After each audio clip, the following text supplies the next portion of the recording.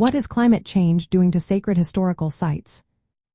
Imagine walking through a centuries-old temple or standing atop a mountain shrine that has been a place of worship for generations.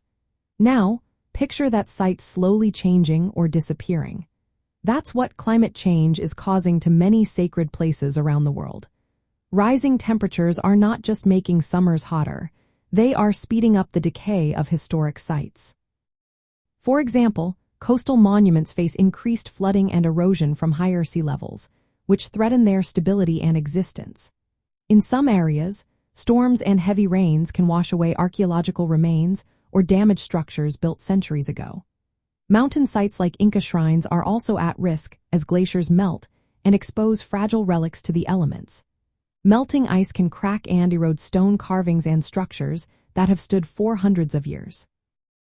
Increased humidity and temperature swings cause stone and paint to weather faster, leading to discoloration and decay. Air pollution, worsened by climate change, adds to this damage by causing surface discoloration on iconic landmarks like the Taj Mahal. But the damage isn't just physical. Sacred sites are deeply tied to cultural and spiritual practices.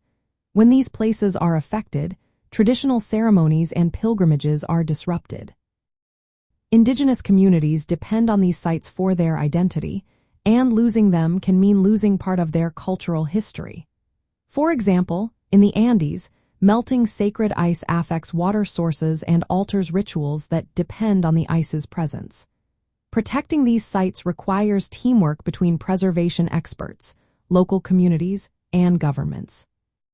Strategies include documenting vulnerable sites, strengthening structures, and creating plans that consider both physical damage and cultural importance.